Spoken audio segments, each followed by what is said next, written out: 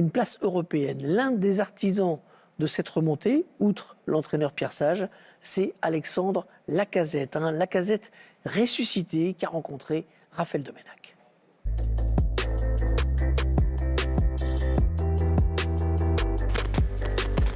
T'as 32 ans, 33 dans quelques jours. C'est la saison la plus folle de ta carrière? C'est sûr que celle-ci, c'est peut-être l'une des plus belles en niveau des émotions parce que première partie de saison, on est beaucoup critiqué. Moi, le premier, c'était mérité aussi. Et puis, on a su, avec beaucoup de travail et de la confiance retrouvée, revenir en haut. Comment t'expliques cette saison de fou? Parce que vous êtes quand même dernier jusqu'à la 15e journée et vous êtes la meilleure équipe sur la deuxième partie de saison. Ouais, c'est vrai que c'est fou. On peut pas négliger le changement de coach. Le mercato aussi. Le mercato, les 54 joueurs, ou 56 millions dépensés. Après, il y a quand même dans tout ça, il y a quand même pas mal de joueurs qui sont pas titulaires ou qui ont eu très peu de temps de jeu. Donc je trouve assez dur aussi de tout remettre sur les 54 millions, même si forcément il y a eu une part de responsabilité. Mais c'était dur quand tu te rends compte que, tu sais, des fois tu perds un match, tu sais que t'es pas loin. Mais on jouait des matchs où il n'y avait rien du tout, quoi. Sauf que ça se passe une fois, deux fois, trois fois, un mois. Et là, tu te demandes comment tu vas t'en sortir. Mais au fond, je savais qu'on allait s'en sortir. Je l'ai toujours dit. Tu peux m'aller demander à Coco, je lui ai dit. D'ailleurs, il me donne une paire de baskets pour ça. On a fait un pari. Mais Est-ce que Coco croyait que vous alliez descendre? non, il disait, on est dans la merde, on va faire comment? Moi, je lui disais, t'inquiète pas, on va s'en sortir. Je restais positif, peut-être parce que j'étais capitaine, je sais pas. Et à un moment, tu t'es imaginé être le capitaine de l'équipe de l'OL qui fait descendre le club en Ligue 2? Oui, j'y ai pensé. Et c'est là où je me disais, c'est pas possible.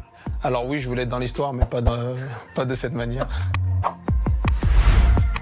Dans quel état, surtout mental, tu finis cette saison? Elle est fatigante. Les siestes, elles sont plus longues.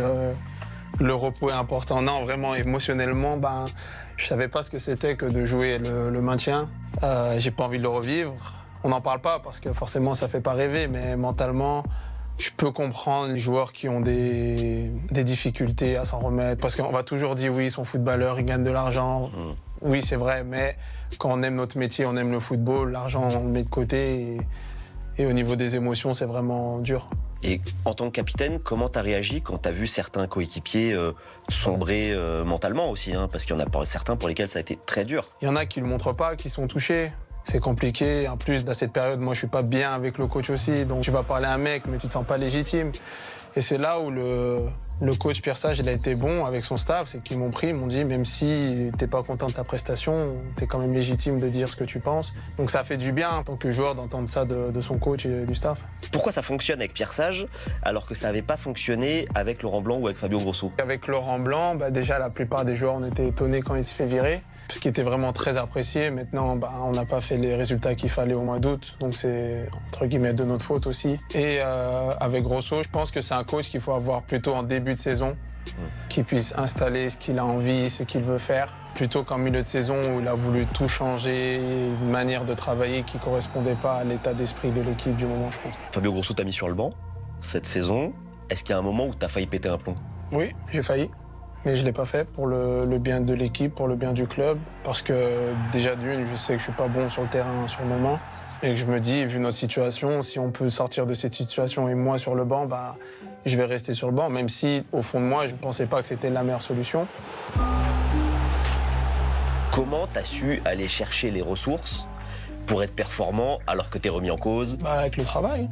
Le travail, et puis j'ai mon ego aussi malgré tout. Comme tout être humain, j'aime pas quand je suis critiqué ou qu'on parle mal de moi ou de mon équipe ou de mes coéquipiers. Donc quand tu fais 6 mois de merde, tu réfléchis, tu dis bon, il y a des choses qui vont pas, faut se remettre au boulot. Tous les joueurs ont monté leur niveau, et puis mentalement, vous faites les diffs sur les fins de match.